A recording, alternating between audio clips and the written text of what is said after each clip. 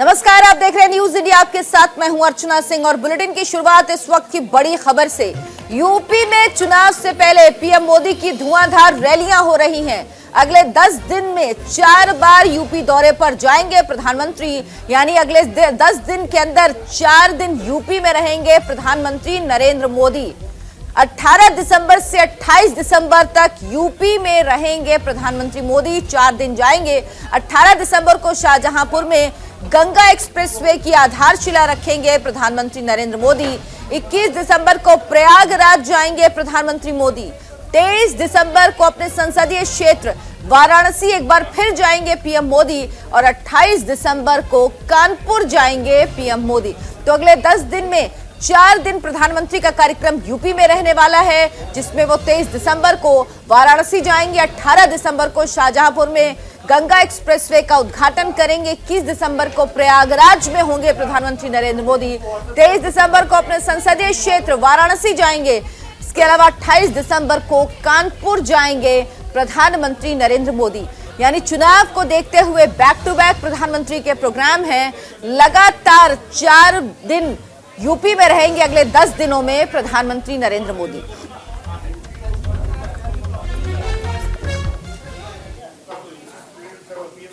और दिल्ली से news India संवाददाता दीपक चौबे इस वक्त हमारे साथ सीधे जुड़े हैं। दीपक, प्रधानमंत्री का कार्यक्रम खास तौर पर यूपी चुनावों को देखते हुए बेहद अहम माना जा रहा है। अगले 10 दिन में 4 दिन प्रधानमंत्री यूपी में रहेंगे। जी देखिए अर्चना जी, अगर बात की जाए तो जैसे जैसे यूपी चुनाव नज़दीक आ रहा है 2022 का, प्रधानमंत्री की लगातार रैलियां, अभी काशी विश्वनाथ कॉरिडोर का उद्घाटन हुआ था, इसके बाद अब 10 दिन में 4 बड़ी रैलियां प्रधानमंत्री यूपी में करने जा रहे हैं, जहां पे एक मेट्रो स्टेशन का उद्घाटन भी कानपुर में करेंगे। वहीं दोबारा वो अपने संसदीय क्षेत्र वाराणसी जाएंगे और प्रयागराज जाएंगे। तो इस तरीके से लगातार वो एक 2022 के लिए रणनीति तैयार कर रही है। बीजेपी की चाहती है कि पार्टी सबसे ज़्यादा प्रधानमंत्री की रैली हो, क्योंकि प्रधानमंत्री का फेस जो है वो स्वच्छ रखा जाता है और कहा जाता है कि प्रधानमंत्री ऐसे हैं जिनको जनता जो है वो पसंद करती है। तो इसी को लेकर लगातार बीजेपी प्रधानमंत्री की रैली यूपी में कर रही है। अर्चना जी, बिल्कुल, बीजेपी को लगता है कि सबसे ज्यादा फायदा प्रधानमंत्री के जाने पर होता है, क्योंकि वो जिस संसदीय क्षेत्र को, जिस विधानसभा क्षेत्र को संबोधित करते हैं, उसके आसपास की जगहों पर भी उसका असर होता है। और वो 23 तारीख को एक बार फिर वाराणसी जाएंगे अपने संसदीय क्षेत्र, यानी 10 दिन में उनका दूसरा दौरा होगा ये वाराणसी का। जी देखिए, लगातार बनारसी का पहले, अभी आप कुछ दिन पहले अभी जब काशी कॉरिडोर का उद्घाटन था तो गई थी, उसके बाद जिस तरीके से वो रात को निकले थे और एक अलग मैसेज आता है जब वो जाते हैं बनारस में। तो इसी को लेकर पार्टी ने एक दोबारा प्रोग्राम रखा है और क्योंकि प्रधानमंत्री की तरफ से कहा गया था कि दूसरी बार जाना है संसदीय क्षेत्र में, तो इसी को लेकर 23 तारीख को जब वो बनारस में जाएंगे तो कई लोगों से वहाँ मुलाकात करेंगे, कई लोगों से वहाँ पे चाय पर चर्चा होगी। तो लगातार प्रधानमंत्री चाहते हैं कि काशी के लोगों से वो लगातार मिलते रहें। इसी को लेकर उनके आगे की रणनीति की गई है कि लगातार वो यूपी में दौरा करते रहे, क्योंकि अब 2022 चुनाव नजदीक है और 1 महीने बचे। अगर कहा जाए तो हो सकता है कि अगले महीने जब प्रधानमंत्री के और 2-3 रैलियां हो, क्योंकि लगातार अब प्रधानमंत्री के बाद गृह मंत्री और कई ऐसे जो बीजेपी के नेता हैं जिनको कहा जाता है कि संगठन से जुड़े अच्छे हैं, तो उनको लगाया जाएगा। पर हाँ, सबसे बड़ी बात होती है कि प्रधानमंत्री खुद अब जा रहे हैं, तो इसको देखना होगा कि आगे रणनीति क्या होती है। क्योंकि लगातार अगर बात की जाए तो कानपुर में एक मेट्रो स्टेशन का उद्घाटन है जो यूपी सरकार के लिए बहुत ही महत्वपूर्ण है, तो इसको लेकर प्रधानमंत्री लगातार देख रहे हैं। अर्चना जी, तो यूपी में प्रधानमंत्री अगले 10 दिन में 4 दिन दौरा करने वाले हैं। बीजेपी की लगातार मांग है, पार्टी की राज्य इकाई की भी मांग है कि प्रधानमंत्री के दौरों से बहुत फर्क पड़ता है, वोटर अपने आप को जोड़ पाता है और ज्यादा से ज्यादा सीटें बीजेपी 2022 के उत्तर प्रदेश के विधानसभा चुनावों में हासिल कर पाए। इसके लिए जरूरी है कि प्रधानमंत्री के ज्यादा से ज्यादा दौरे करवाए जाएं। और ये खबर पहले भी थी कि तकरीबन ये कार्यक्रम है कि चुनाव तक हर हफ्ते प्रधानमंत्री यूपी में एक बार जाएंगे, लेकिन अभी जो कार्यक्रम 10 दिन के अंदर 4 बार यूपी दौरे पर रहेंगे प्रधानमंत्री नरेंद्र मोदी। और दिल्ली से इस वक्त की बड़ी खबर, कल पीएम ने सांसदों को नाश्ते पर बुलाया है। प्रधानमंत्री नरेंद्र मोदी ने जितने भी सांसद हैं उनको नाश्ते पर बुलाया है। संसद में चल रहे संग्राम के बीच सांसदों को नाश्ते पर बुलाया गया है। पीएम मोदी ने कल यूपी उत्तराखंड के सांसदों को नाश्ते पर बुलाया है, यानी खास तौर पर ये जो कार्यक्रम है ये यूपी और उत्तराखंड के सांसदों के लिए रखा गया है। यूपी और उत्तराखंड के सांसदों से चर्चा की जाएगी और कल सुबह 9 बजे नाश्ते पर सांसदों को बुलाया है प्रधानमंत्री नरेंद्र मोदी ने। उत्तर प्रदेश और उत्तराखंड के सांसदों को बुलाया गया है इसमें, और इसमें तमाम मुद्दों पर चर्चा होगी। साथ ही साथ जिस तरह से कांग्रेस घेरने की कोशिश कर रही है संसद में टेनी के मामले को लेकर, उस पर भी चर्चा होगी। उत्तराखंड और यूपी में चुनाव होने वाले हैं, उसको लेकर भी सांसदों से चर्चा होगी। सबकी जिम्मेदारी तय की जाएगी। पहला भी जिस तरह से प्रधानमंत्री ने कहा है, या तो सांसद अपने संसदीय क्षेत्र में रहे, लोगों के संपर्क में रहे, लोगों से बात करें, लोगों की समस्याएं जाने और जो काम अभी तक सरकार ने किया है वो लोगों तक पहुंचाएं। दीपक चौबे हमारे साथ जुड़े हुए हैं, हमारे संवाददाता। दीपक, ये बेहद महत्वपूर्ण होने वाला है। कल जो प्रधानमंत्री ने आमंत्रण दिया है उत्तर प्रदेश और उत्तराखंड के सांसदों को, क्या कुछ चर्चा का विषय, कुछ जानकारी आपके पास? जी देखिए अर्चना जी, अगर बात की जाए तो कल सुबह 9 बजे प्रधानमंत्री ने सभी जो लोकसभा के सांसद हैं उनको बुलाया है। उत्तराखंड और यूपी के सांसद हैं वो करीब 9 बजे उनको चाय पे बुलाया है। उसके बाद क्योंकि यूपी और उत्तराखंड में चुनाव है, इसको लेकर वो सभी सांसदों से बात करेंगे। और क्योंकि देखिए पिछली बार जब बीजेपी पार्लियामेंट की बैठक हुई थी तो साफ प्रधानमंत्री ने कहा था कि जब भी संसद चलता है तो आप लोग नदारत रहते हैं, बच्चों को भी बार बार समझाया जाता है तो वो समझ जाते हैं और आप नहीं समझते। हालांकि उन्होंने तख्त लहजे में कहा था कि आप पार्लियामेंट अटेंड कीजिए। इसी को लेकर कल एक चाय पे चर्चा बुलाई गई है। उसके बाद इनको कहा जाएगा कि आप अपने क्षेत्र में जाइए, क्षेत्र की जनता के साथ जुड़ाव रखिए। कई सांसदों का शिकायत थी कि हम क्षेत्र में जाते हैं पर दिक्कत होती है, तो इसको लेकर भी कल एक बैठक होगी प्रधानमंत्री के साथ। और साफ देखिए पार्टी अध्यक्ष जेपी नड्डा ने और प्रधानमंत्री ने कहा है कि आप जो सांसद लोकसभा में जाते हैं वहां पे बीजेपी के जो कार्यकर्ता है, चाहे वो जिला अध्यक्ष हो चाहे बूथ अध्यक्ष हो, सबसे आप मुलाकात कीजिए और आप उनको चाय पे बुलाइए और अपने घर पे चाय पिलाइए और उनके साथ बात करिए। तो इसको लेकर लगातार जो राज्य इकाई हो नाराज थी कि सांसद जो हैं वो बात नहीं करते हैं, जो संगठन के लोग हैं। तो इसको लेकर कल प्रधानमंत्री अपने सांसदों को एक ज्ञान देंगे। बिल्कुल, तो कल सुबह 9 बजे चाय पर एक चर्चा होगी। नाश्ते पर प्रधानमंत्री ने उत्तर प्रदेश और उत्तराखंड के सांसदों को बुलाया। दीपक, बहुत बहुत शुक्रिया आपका इस तमाम जानकारी के लिए। इस वक्त की एक और बड़ी खबर जो उत्तर प्रदेश से आ रही है, लखनऊ में अखिलेश यादव और शिवपाल यादव की मुलाकात हुई है। बेहद अहम है ये मुलाकात। लखनऊ में अखिलेश यादव और शिवपाल यादव की मुलाकात हुई है। शिवपाल यादव से मिलने अखिलेश यादव पहुंचे और ये मुलाकात बेहद खास बताई जा रही है। शिवपाल यादव के घर पहुंचे हैं अखिलेश यादव उनसे मुलाकात करने। इससे पहले शिवपाल यादव ने साफ कहा था कि अखिलेश यादव बताएं कि उनकी रणनीति क्या है। वो उनकी पार्टी को अपनी पार्टी के साथ लेना चाहते हैं, नहीं तो उनके लिए दूसरी पार्टियों के दरवाजे भी खुले हुए हैं। और 2022 के चुनावों को देखते हुए अखिलेश यादव जिस तरह से छोटे छोटे दलों से गठबंधन कर रहे हैं, शिवपाल यादव जो समाजवादी पार्टी का अहम हिस्सा थे, कुछ नाराजगी के बाद अखिलेश यादव से खासतौर पर उनकी नाराजगी थी, जिसके बाद उन्होंने अपनी अलग पार्टी बना ली और अब अखिलेश यादव मिलने पहुंचे हैं शिवपाल यादव से। और हमारे एडिटर चीफ सरफराज सैफी इस वक्त हमारे साथ जुड़े हैं। सरफराज, इस मुलाकात को किस तरह से देखा जाए? क्या चाचा भतीजे अब एक होंगे, एक साथ 2022 में चुनाव में उतरेंगे?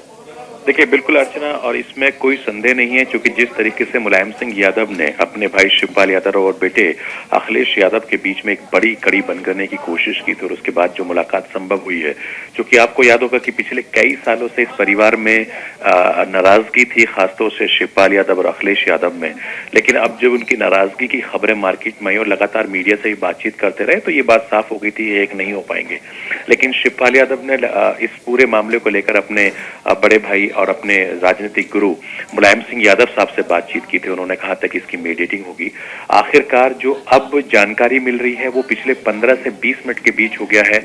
अखिलेश यादव खुद शिवपाल यादव के घर गए हैं। प्रगति पार्टी के अध्यक्ष हैं शिवपाल यादव, समाजवादी पार्टी के पूर्व प्रदेश अध्यक्ष हैं, जमीन से जुड़े नेता हैं, नेटवर्क उनका बहुत कनेक्टेड है।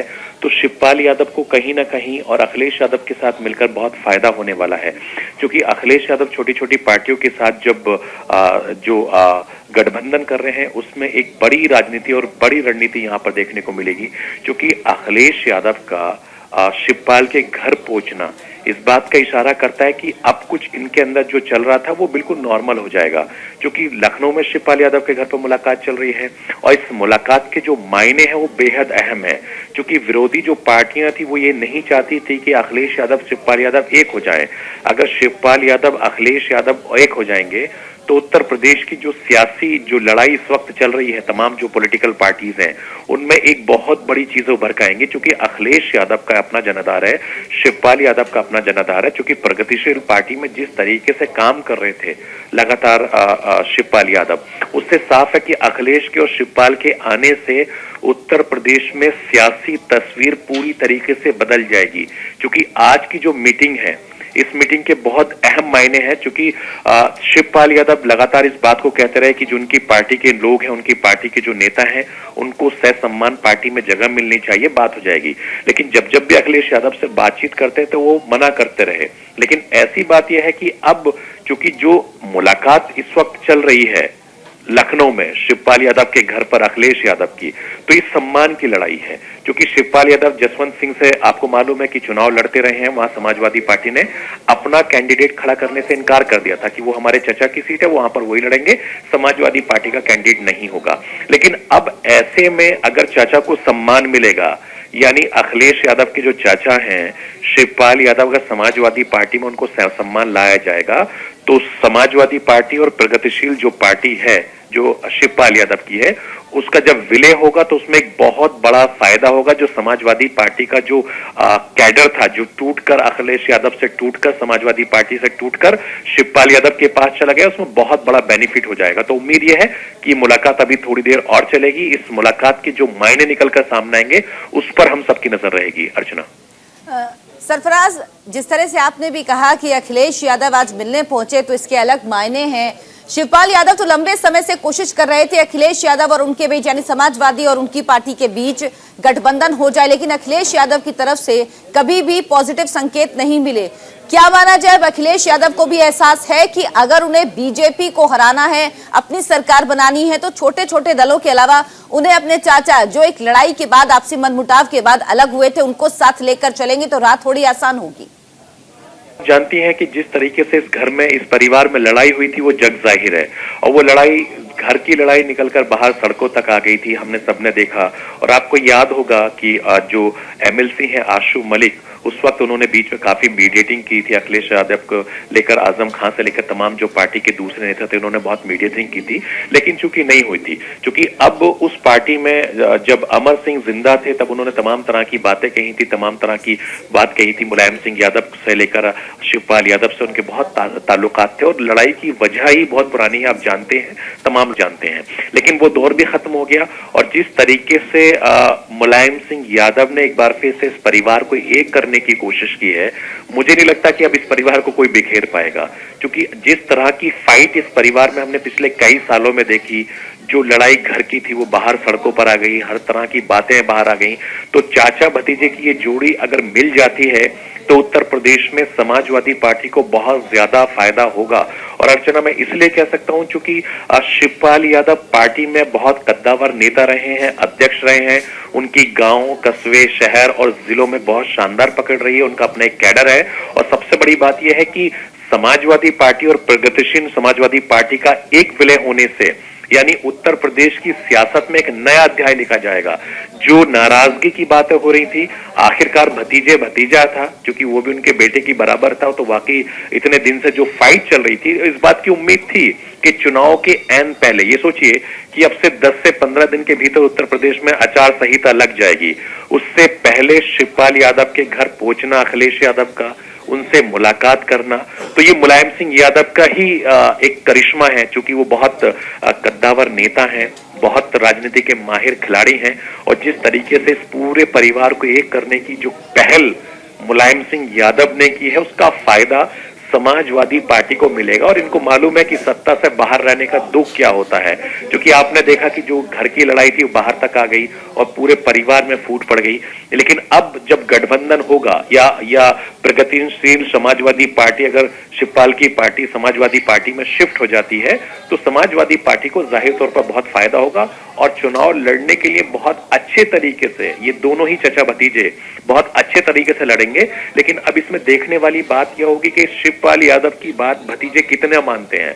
लेकिन इतना जरूर है कि चचा के बीच में जो मनमुटाव की खबरें थी, चूंकि कई मौके पर मिले हैं, और मुझे लगता है कि अखिलेश यादव अपने चाचा को मना लेंगे, और चाचा तो वैसे ही मानने के लिए तैयार पहले से ही बैठे हैं, चूंकि मुलायम सिंह यादव ने उनको पॉलिसी कर दिया था। और चूंकि इस पूरे मामले को लेकर इटावा हो, मैनपुरी हो, वो तमाम जो वोट बैंक था वो बट रहा था, वो नहीं होगा।